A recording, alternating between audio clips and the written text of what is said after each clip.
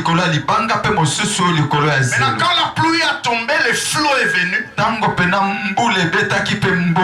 C'est lui qui a bâti sur le sable, il a vu sa maison se renverser. Mais celui qui a bâti sur les rocs, il a vu sa maison subsister.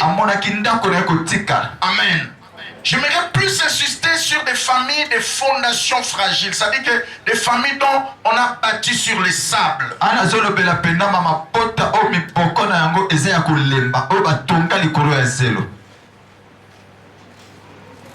des signes majeurs pour remarquer que vous venez de ce genre de famille. Parce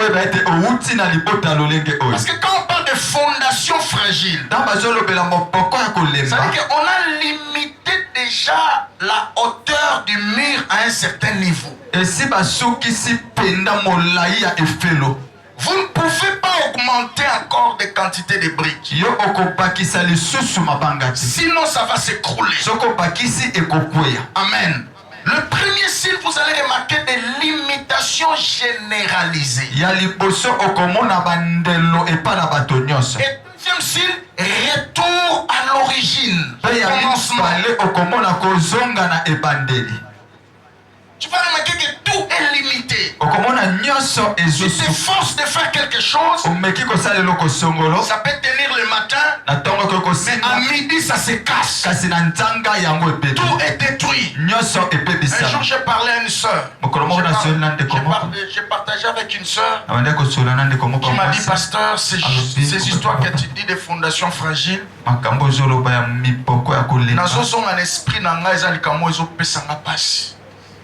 Abi pasteur, parce que j'étais en train de prêcher comme ça. Comme j'ai vu hier, il y a un frère qui était venu s'aimer ici, une autre venue. Elle s'aimait en pleurant. J'ai dit, qu'est-ce qui te dérange, ma soeur? Je lui ai donné le micro. Alors dit, pasteur, dans ma famille, dans la famille d'où nous sommes sortis,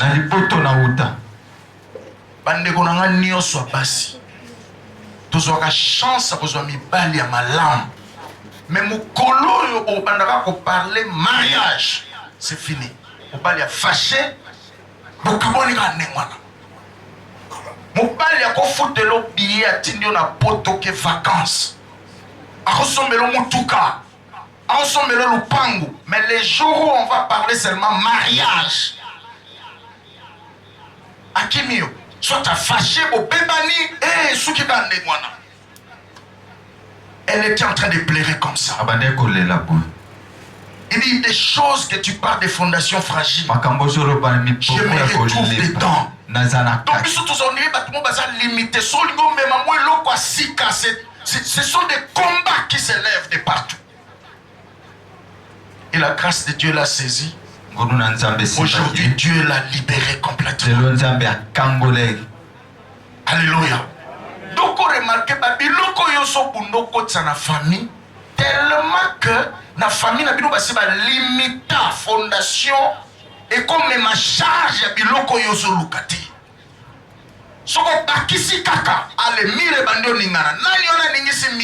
on commence à attaquer tes affaires, ton boulot, tout ça, tes opportunités, tout est bloqué. Famille a une fondation fragile. Tant nos voisins a permis de se makambo yo lukakaona. Est-ce que ce monde a une famille nabino? Ne source abitumano nyoso yangwa. Parce que yoso lukoko tse loko yo ba boya ekota. Déjà mire ba tonga ba bi miro esuki na 2 mètres. Mutako matisa même à ta 2 briques. Soko meki les esprits qui ont été affectés pour surveiller, ils s'en prendront. Je vais expliquer le premier jour à texto. Ce bâtiment au texto, téléphone à l'obat, et bon, il y a un serveur central, il y a un réseau, vous avez salé là. Ce qui est au fond, et bimiwana. Est-ce que tout le monde a amen?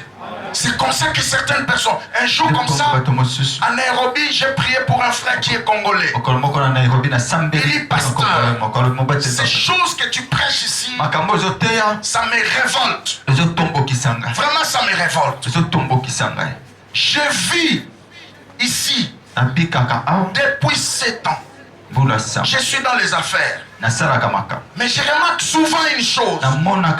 Chaque fois capital nanga ebandi komata na ba niveau na zoluke matawana.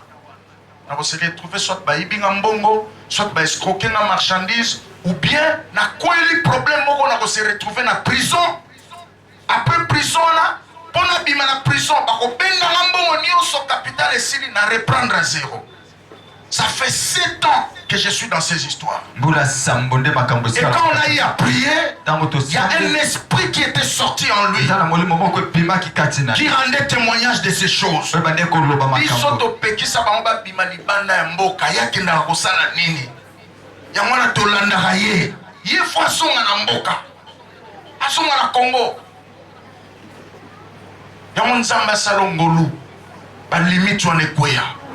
Loba amen à bien.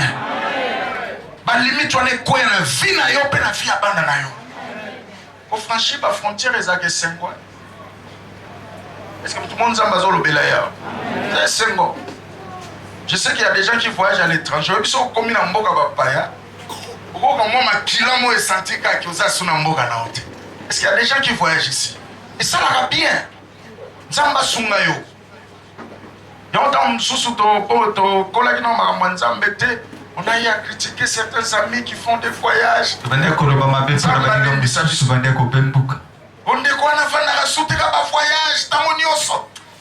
je me suis toujours repenti. Voyage, c'est l'engi, frère. La Bible est mobile, mais ça, voyage. Nzamba a Abraham, voyage, Akoufi na voyage. A Isaac, voyage. A Jacob, voyage. Akoufi na mboka bapaya. Abimisi en Égypte, voyage, Tinakana. Et il marchait de ville en ville, de village en village. Il faisait du bien aux gens. Tala nzamba kangola makolo na yo. Nabanda oloba nzamba kangola makolo na yo. Et si kaba kisa makolo na bino ni attendait si ka yo ni ata. Na lobi amen na place na yo. Et loko nyonso ezana kombo ezana pena matoi eyoka. Loba makolo na nga yoka. De baksango kondima loba makolo na nga yoka. Esika ba peksa toniata. Esika ba limita to komate. Ne sika yoko koma. Ne sika yoko niata. Au nom de Zamba Kangolo makolo. Comment ça? Né à Barumbu, étudié à Barumbu, grandi à Barumbu, marié à Barumbu. Okufi bakuti bakundi na cimetière ba. Barumbu est un cimetière terre. Heureusement pour la cimetière c'est pas normal. Viens monter ça rabongoté. Puis famille nzama pambolo frère. Famille ça rabongoté. Famille ça mutu mo na Kinshasa, moko na Lubumbashi, soit en Afrique du Sud, soit en France. Ce qui est indi bo bengani bo solution. Amen nous ça na po makambo na olobati. Na lobi ke kobanda lelo nza kolona yo. Et si ka ba pekisa boni attendez si ka yo ni ata. Et si ka bana no ba kokoma. Alléluia. Trop c'est trop. Donc moi la famille mususu apara bazana kaka bofanda. Ndenge zawa na tongela bino lupango munene. Mwana so mo espace na tonga boya biloko wana. Loba batea ke biso je ne répéterai pas l'histoire négative de ma famille. Papa oyo lupango eza ya yo. Mais moi je vais construire la mienne. Amen nous faisons la pomme à Kambona solo. Ah oui, c'est normal yaya. Et ça dit oh non, Bilonio sera beaucoup. Ce sont des signes majeurs qui prouvent que bonne famille a fondation fragile. Nous on a battu on a sous musikate ngana zera papa ngola rokufa. Natika na lupango natika na frère, je te dis moi je prêche les familles hein. Soko misu na ona biloko ya famille vino ko évoluer te. Bimisa misu na yo wana. Ton avenir est plus grand que babiloko wana. Yoza la capacité au son même 2, 3, 4 parcelles. 2, 3, 4 véhicules, même plus. Tika baroba oue la biloko wana. Yaya, on a jeune fille, on a balomona, jeune garçon, fiancé, on a trop collé na biloko ya famille. Vous savez, pasteur Moto, il doit y avoir une église avec ça comme ce biloko. So quand même la biloko ya famille ko évoluer. Moi j'ai des amis, même des pasteurs, qui ont contredit cette vérité finalement. Bah qui ont raison. Ils se sont débarrassés de certaines choses. parce que kindoki ya famille evandi wana miso bato nyonso evandi wana plus yo kozala wana okoti mwa gilete na ndako bamoni bayebi bitumba no kosilaka te. Est-ce que tout le monde a su malheur? Nzamba kangolo makolo. Nabi nzamba kangolo makolo. Ma déclaration na solo bella tayo. Bana no apasi, bana no mibali. Obi mabokele. Ton avenir est plus meilleur que ça. Alléluia.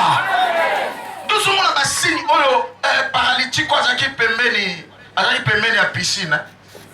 Mais il était dans le portique. Dès le camion on a terri l'obia. Baninga bazakuna na piscine pa ima izo ningana mais yazaki na ba portique. Parce qu'il y avait 5 portiques là-bas. Est-ce que tout le monde a là? La Bible dit qu'il y avait 5 portiques. Or les 5 portiques là, c'est l'image de la loi. Alors que les autres étaient dans la piscine, au tout près de la piscine. La piscine là qui s'est nommée Bethsaïda. Maison de miséricorde. Mais lui il était à côté. Il a passé 38 ans comme ça. Je reviens encore dans cette histoire. Osala ni l'église. So lingi ngolo église pamula yo. Kota na makambo église salaka. Est-ce que tout le monde a dit amen? Cet homme a passé 38 ans dans les portiques. Alors que les miracles se faisaient juste à côté de la piscine. Sora poussa na pembe na piscine depuis kala mazwara miracle kala. Yo sa fois c'est ça makambo su yo mo no so retardé. Tu hésites trop d'entrer dans l'œuvre de Dieu. Oh, la Bible dit c'est l'œuvre de l'Éternel, le Dieu de ton Père, qui te bénira. J'attends quelqu'un dire amen très bien. Il dit chaque fois que je veux me jeter, il y a quelqu'un d'autre qui passe avant moi. Donc il y avait une certaine incapacité. Alléluia. Famille de fondation fragile. Mais nous voyons un homme dans la Bible qui a contourné cette réalité. Il s'agit de Jonathan. Bien qu'il était sorti de cette famille de fondation fragile, sous la malédiction, parce que son père avait abusé avec Dieu. Mais Jonathan a contourné cette malédiction par l'acte de foi. Il a fait alliance avec David. Frère, monde des autres temps, on a alliance. J'aime dire que l'alliance est plus forte que la loi. Là où la loi interdit, l'alliance peut te permettre d'accéder. Je répète encore, l'alliance est plus forte que la loi. L'alliance a interdit les gens de perclus de pieds puissent accéder à Jérusalem. Mais l'alliance, vous connaissez l'histoire, a donné accès à Mephibosheth. Et il est resté dans le palais royal. J'attends quelqu'un dire amen très bien. Attends, Mboko Togaïla Moko devait s'arrêter en 2016. Tout devait s'arrêter. La loi a dit. Mais après, comment il y a un arrangement particulier? Alléluia. Moi, glissement salamion. L'alliance est plus forte que la loi. Si tu veux réussir dans des choses que nous sommes en train de faire, il n'y a pas qu'on construit l'alliance à Kitoko. Nanzambe, Batu. Loba mena bien. Mutumoko lobi zanga mbongo meko zanga batuti. Comment on a battu pambati? La vie est faite des rencontres et des séparations. C'est pourquoi chaque tongo a toyebi ko sambela te ko sanga prière te nzambe chaba tumalam na banzela na ngai. Nzambe chaba tumalam na banzela ya mwasi na ngai. Chaba tumalam na banzela mubali na ngai. Chaba tumalam na banzela ya bana na ngai. Mutu abonga na nzela ya batu. Est-ce que tout le monde a solo ba amen bien? Est-ce que tout le monde a sa amen dans la poire makambo? On a bien amen on a nzamba kuta ni sona mutu mora bien. On dit ata ba prière au to salon nzamba oyano la biso na nzela batu. Oui, oko osambela wa boyo bimika on a coup de téléphone à mystique et outi quelque part. Osali rencontre favorable. Je prophétise, je décrète, je déclare une saison de rencontres favorables.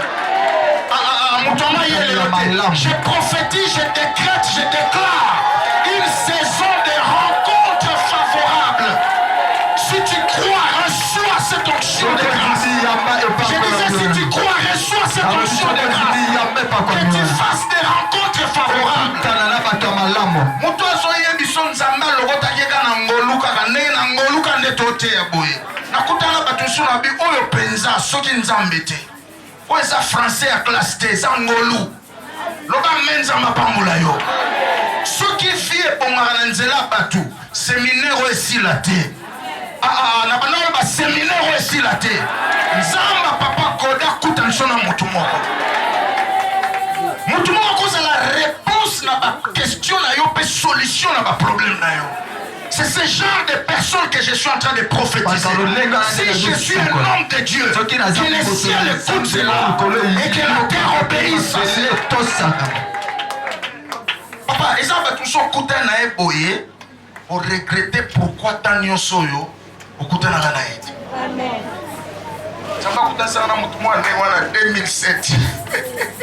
Alors, contact à l'hypothèse. Parce que vous avez combien de réseaux? On a 4. Il a dit, tu es la pasteur 100.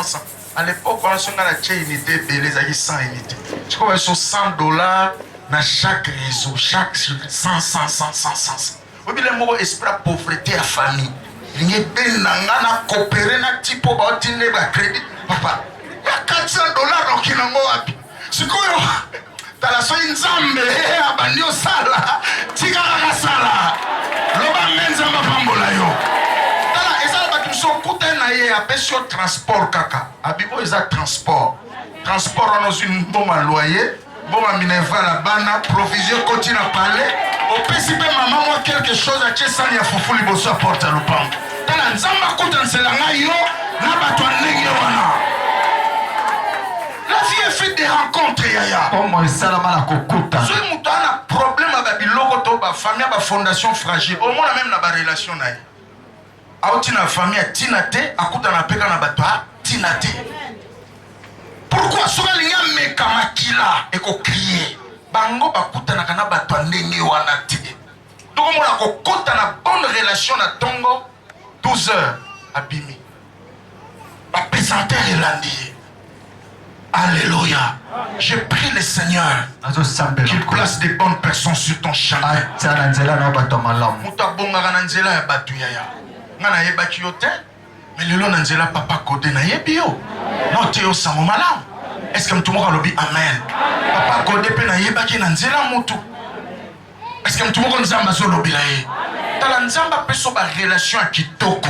Alongolo na ba relation pampamba. Mutu mo ma opesa ke conseil, opesa ke mbongo, opesa ke bilo wa olia, opesa ke nyo. Mo ba relation ndeni. Est-ce que mtu mo nzamba zo lobi la ye? Non. Tout ça dans le monde ezo kende de ata nzamba lobi azo lukentere na ye. Amen. Batu nsusu fo osu kombo na ye, kombo numéro de téléphone, comment mata na papier, soke bungi bungi. Eza ba relation tinate. Dans la kende ko formater répertoire na yo. Mais tout sous basana 3 mois à peine à côté et l'autre côté. Mais ça c'est quel genre de relation? Tala, batu ba fois jarabazawa. Bon, aéroport na biso eza ndenge ezali piste ezaka moko kitiomati. Mais so kila ba mboka mso mwa ba piste belé. Mais ça na principe moko. Avion moko te koko kita na piste, soki avion mso est dégagé te. Est-ce que tout le monde solo ba amen? Donc yo za na devoir kende ko dégager batu misusu na répertoire na yo, ba numéro batu minene kota. Ya batu bien kota. Oh lobi amen pas ensuite décision que rosala yango, nzamba papa godé a koti sela e batu malamu. Ah oui. Il y a beaucoup de bénédictions qui bougent là sur ta tête là. Les autres n'ont pas moyen d'atterrir. Tellement moi caca ezali. Je sens cela. En tout cas, je le sens. Et tu le verras. Je dis que tu le verras. Au Sab Alliance n'a pas toi bien. Jonathan est venu d'une famille maudite. Mais quand il a vu David, il s'est connecté à lui. Ils ont scellé l'alliance. Et vous connaissez l'histoire. Plus tard, cette alliance a sauvé des générations. J'attends quelqu'un dire Amen.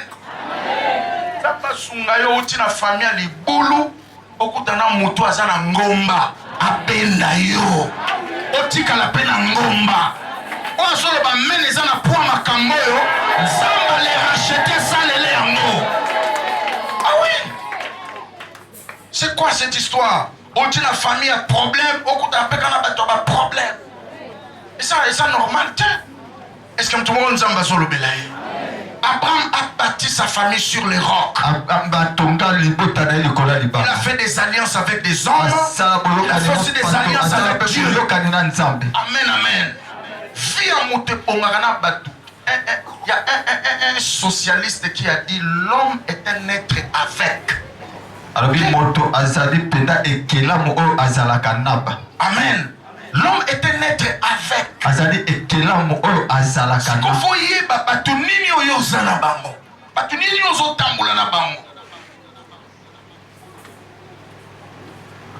y a un homme de Dieu que je respecte beaucoup, qui m'a révolté dans un de ses livres. Il a dit, la destinée d'un homme dépend des 5 personnes qui sont dans son entourage. 5 personnes qui le fréquentent régulièrement. Bon, on a toutes nos questions. Dans il y a 5 combats bateaux qui fréquentent régulièrement.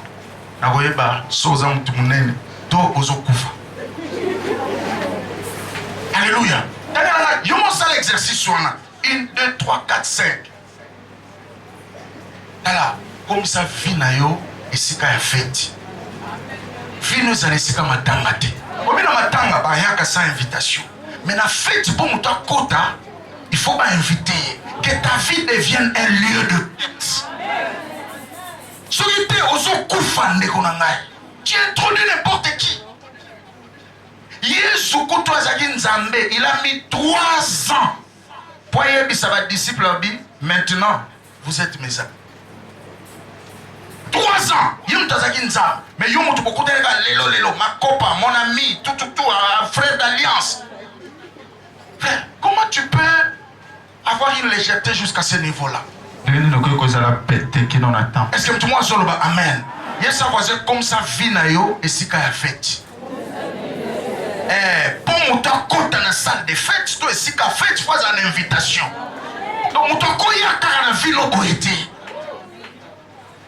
Tika ochafino sika matanga mutayaka atopesi kiti temo ko débrouiller on a vu kiti apani l'air pas ko kenga lingi ya keina yi vino zala ndenge wanate. Est-ce que mtu moko nzamba solo belaye? Deuxième sorte de famille, des familles avec des comptes vidés. Et ça m'a pota open ba silisa biloko to makambo nyonso. Pas interprète à l'obéissement, ma famille au néné. Basilisa biloko makambo nyonso. Basilisa biloko na makambo nyonso bateka ekenda. Des familles à des comptes vidés. Babota o makambo nyonso sila. J'ai 2 grands exemples là-bas. Nazala bandaki samia minene mibale. Le premier exemple nous tirons dans Genèse 47 à partir du verset 13 jusqu'à 26. La Bible dit ceci. C'est bien la Bible. Une fois comme ça dans le pays d'Égypte, il y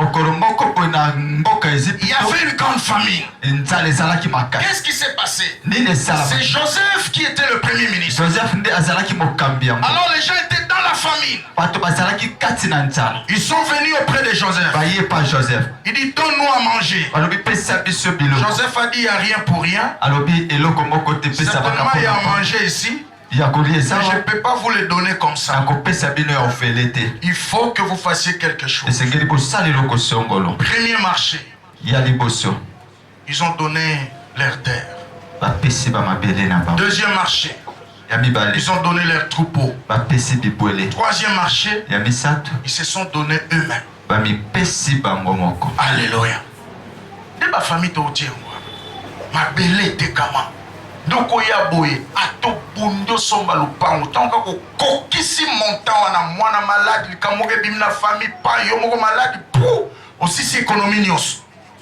Pourquoi ma belle était kama? Ils ont vendu les troupeaux. bateki bibwele na Or, bango les troupeaux, là, c'est l'image de la richesse. Vous dokande bibwele nde elembo ya bozwi voyez, toute la richesse a été fondue. bozwi nyonso etekami Donc, comment la génération na biso okoye ozo punda lokola mwana mobali. Okomona quantité d'énergie oyo ozo dégager na ba résultat rapport exact. Mais ba tout ça ba osala effort rebelle de tiyote. Aseka moke makambo efungwami. Aseka moke makambo efungwami. Likambo ya source, ya fondation. Ba compte vidé. J'attends quelqu'un dire amen très bien. Des familles à des comptes vidés mabota oyo biloko mpe makambo sont celles dont les personnes qui ont les prédécesseurs ont bénéficié de tout ce que les autres devaient avoir. eza mabota oyo wapi bato babikaki liboso bango bazwa bakenda na nyonso oyo esengelaki Les premiers occupants bato oyo ya liboso ont vidé les comptes. bazwa basalela nyonso Papa, Babylone mosusu. On attend mais on laisse tomber, mais biso batovandi mi makambo ya ba délivrance tozo tourner mi sous 7 fois. Nous savons même dans ce pays, il y a des gens qui ont dit après moi c'est le déluge. na mboka oyo bato mosusu baloba pene ete nsima na ngai eloko moko ya malongo ekozala te Ah oui, amen. Les gens jouent. Vous savez que quand il disait ça, ntango bandi koloba yango il savait ce qu'il fait. ayebaki makambo Et azo un jour lui-même a dit, mokolo moko ye moko alobi nous allons signer même les accords avec les diables pour que l'unité reste. tokoyokana ata na satana mpo ete mboka ekabwana te Quelqu'un qui a bien suivi ce film-là. Amen. Il y a des choses, il y a des phrases qui résument la destinée de tout un peuple qui était en train d'être formé par ces messieurs-là. eza mpena na molongo ya maloba oyo ezotalisa ndele ya bato oyo moto abandaki koloba yango Après moi, c'est le déluge. nsima na ngai ya malongo ekozala te nyonso ekopepa Nakote yango vendredi ya mwana. Les ombres des premiers occupants. Et ça, bato msu lelo aotambola na nzela, mais aza na bililingi ya bato moko akutana na bango. Na ya mabe na ya malamu batambola. Vendredi, ça va chauffer ici. Biloko wana fo elongwa. Otika la pepele, au vivre destiné na yo. Nana lobi amen wana. Donc dans ces familles ici, mabota ya lolengo écoutez ce que Joseph dit au verset 23. yoka oyo Joseph alobi na molongo ya tuku mibale na De Genèse 47 là. ya molongo ya Il Genèse dit, je vous ai acheté aujourd'hui nasombi bino lelo avec tout ce qui vous appartient mpena bozwi na bino nyonso pour Pharaon. bokomi ya farao Quand vous allez s'aimer, ntango bokolona 1/5 moko mpena na kati ya mitano ça serait pour Pharaon ekozala mpo na farao et les 4/5 mpe minei na kati ya pour mitano vous et pour vos enfants. ekozala ya bino na bana na bino Donc, le pourcentage sera retiré à la source. kozwa tokozwa mpena misolo wana na esika mpena C'est comme ça bozosi qu'il y a certaines personnes à Simba Mbongo, mais on dirait à Kapulaka Mbongo na bateau à Monarate. Un jour, j'ai prêché dans la frontière na Bissona Ouganda, Kunana, Kassindi. Je ne sais pas s'il y a des qui connaissent Beni, Kassindi là-bas. J'ai prêché là-bas. Il y a un frère qui travaillait à OCC. eza na ndeko moko asalaka na occ Il était touché par le message. ye mpena liteya oyo esimbaki ye Alors que je prêchais comme ça, ndenge na bandeki koteya boye il a parlé au pasteur asololi na mobaki qui m'a bapa invité et te dit, en tout cas, je sens dans mon cœur de partager avec l'évangéliste. nazoyoka mpena na motema na ngai nasolola na mopalanganisisa yango Il a cité il a dit le montant du salaire qu'il touchait. alobi mpena lifuti na ye Il dit, papa, mbongo na zwaka na baninga tozwaka ndenge moko me nga na komprenaka te na vivaka na losoki mwa ebandi na bandi kokota baniongo nakozwa gauche à droite ti ntango nakozwa salaire na nga nyonso eke na kofuta baniongo bato basalaka bayebi phénomène ya baniongo par intérêt. C'est comme ça que ces frères-là vivaient. Et c'était devenu une possession au point qu'il touchait beaucoup d'argent, mais sans rien à la main. Et quand on a prié pour lui, quand il a reçu sa délivrance, alors qu'un démon sortait dans son corps, en rendant témoignage de ces choses,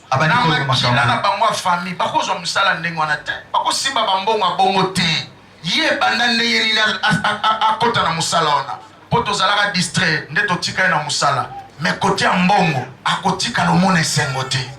Frère, il y a des choses, hein, Si tu ne prends pas conscience, pour chercher Dieu en profondeur, Satan a retiré le royaume que l'homme m'a dit.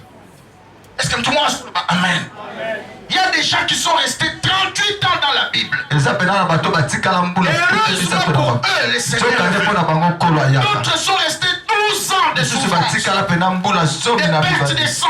Heureusement pour eux, le Seigneur est venu. Alors pour vous et moi ce soir, je ne sais pas si les Camerounais savent combien de temps. Mais tant oh, ils attendent à saisir. Est-ce que tout le monde a dit amen très bien? Je vous ai acheté aujourd'hui. Vous. Et tout ce qui vous appartient. Alléluia. Alors, deuxième exemple par rapport aux familles des comptes vidés. C'est ce que nous voyons dans l'histoire de fille de Thélophane dans Nombre 27. Amen. Leur père là, Thélophane là, son nom déjà était une entité spirituelle. Amen, amen. C'est pourquoi par combo misufo luka koye batina nango combo nango elingo la tsanini. Parce que combo la tsaka destinée prophétique à Moutounassa Mabele. Même mission nae. Tout le monde voit combo nona. Comment la tsini? Comment il y a blonda ngana mwana kishasa na kinois, mais ton nom là n'est pas kinois. Allô? Ton nom n'est pas kinois. Écoutez ce qui se passe dans l'histoire de ces messieurs. La Bible dit au verset 1 de Nombre 27. Son père se nommait Épher. Le mot Épher vient de l'hébreu Kaïfer, qui veut dire fossé. Fossé, ça veut aussi dire honte. Parce qu'un seul mot, c'est ça la richesse aussi de l'hébreu. En hébreu, un seul mot peut avoir même 25 significations. Ce mot-là de son père,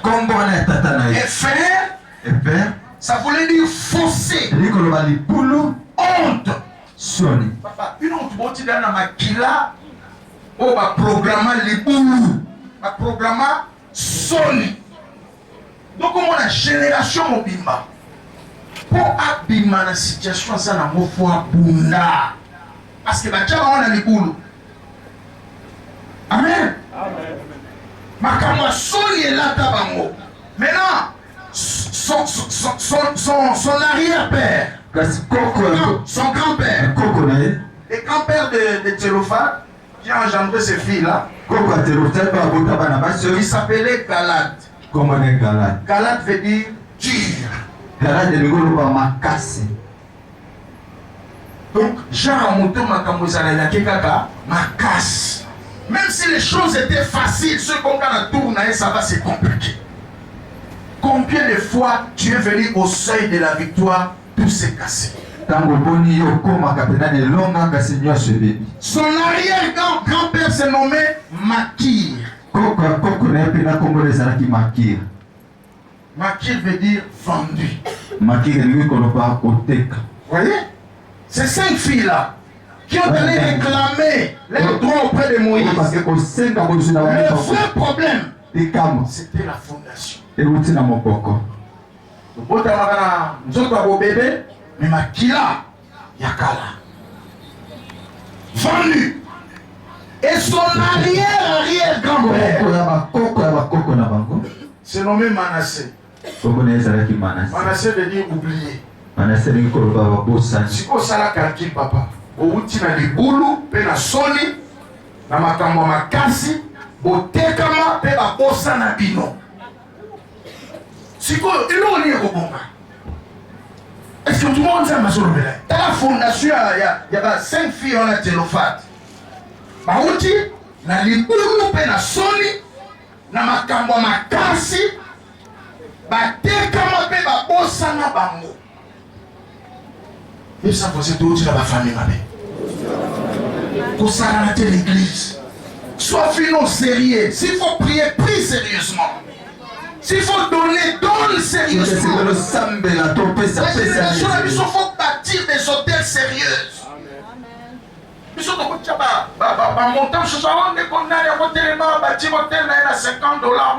Mais toi tu sens que tu peux donner même les clés de contact de quoi. Moi je l'ai vu dernièrement ici, pas plus tard que quelques semaines ici, j'étais à Lubumbashi.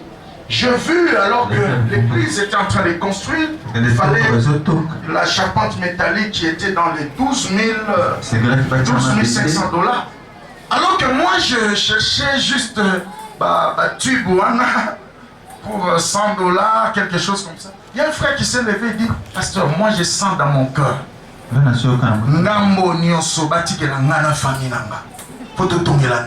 Et la partie qu'il a choisie là, c'était dans le 1500, lui-même. J'attends quelqu'un dire Amen. C'est ce que nous devons faire dans nos générations.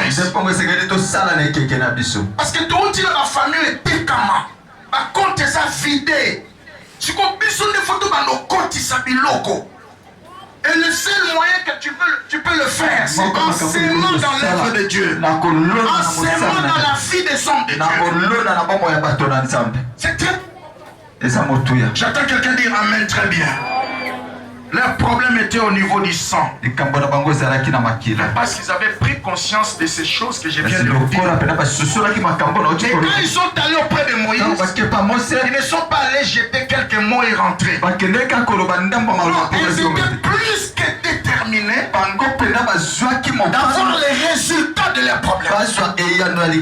J'ai aimé la bravoure. Parce qu'elles ont arraché la délivrance de tout un peuple. Parce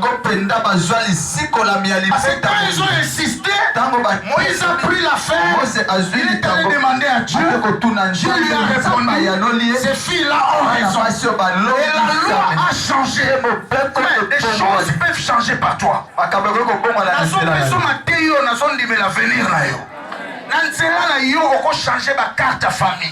Rien n'est impossible à Dieu. Et tout est possible à celui qui croit. Même la grande révolution na mokili bandaka na mutu moko. Pour plutôt soit lobiko et singeleka mutu moko. Et je crois que ta présence ici prouve à suffisance que c'est par toi que des choses vont commencer. Dieu comme un détonateur de délivrance de votre famille.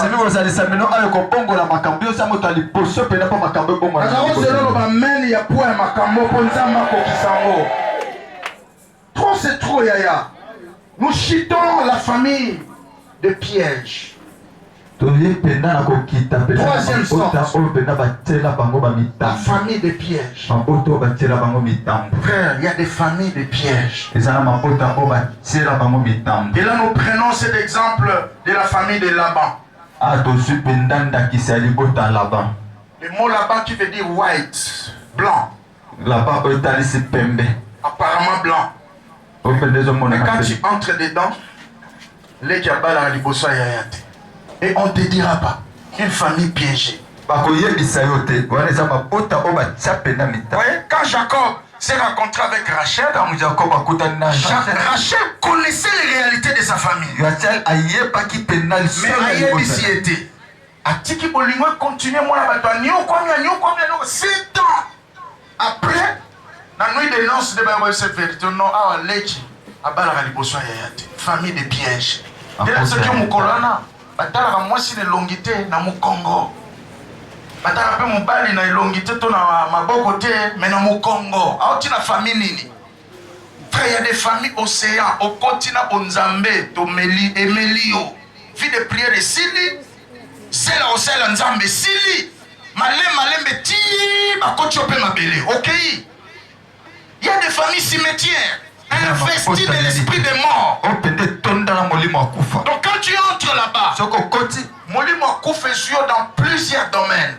Et bandio na Molimo. Makamwa Bonzambe Sili, côté Lyon na Misala, tout. Et bandi ko bébé sur la bilo. Est-ce que tu me connais Nzamba Zolo Belaye? Des familles piégées ou des familles de pièges. Je connais un frère comme ça que j'avais rendu ministère.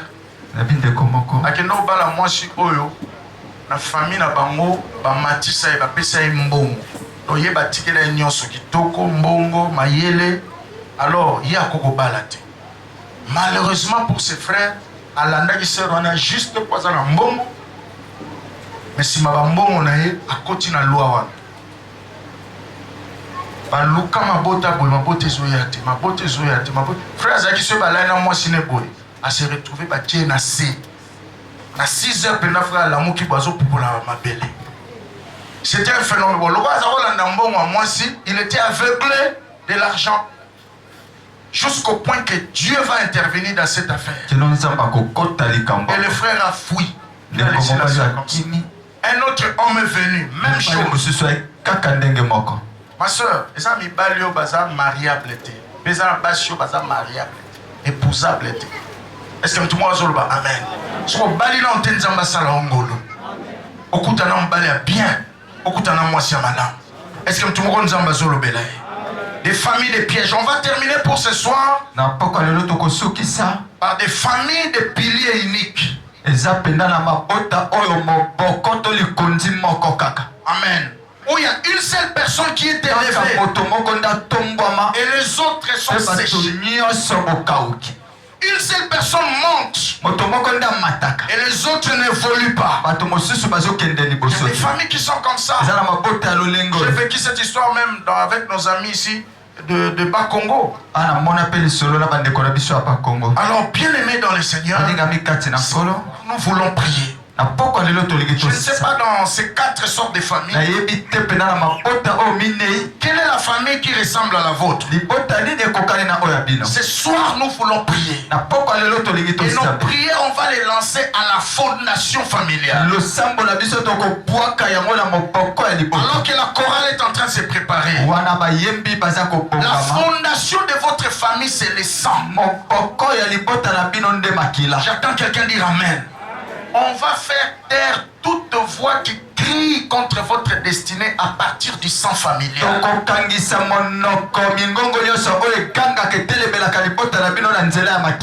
les papas interprètent dans le bientôt, ça la nini? tokokangisa minoko mingongo nyonso oyekangaka etelemela mabota na bino. Alléluia. Il y a des voix qui crient à partir de notre sang. Parce que le sang parle. La Bible dit le sang d'Abel a crié.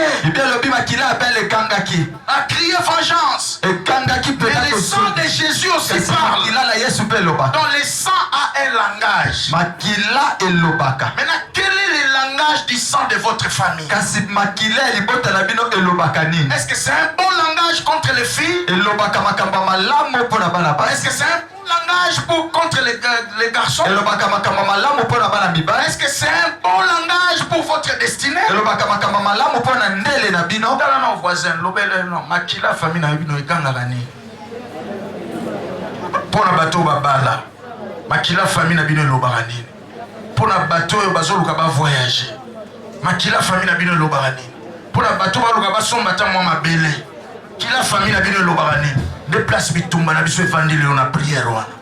Est-ce que tout le monde va comprendre? Là où nous sommes, nous allons nous lever maintenant. Lève-toi avec une sainte colère.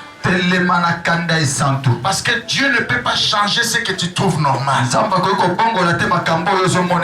Toutes les voix qui crient dans le sang là, aujourd'hui nous allons les faire.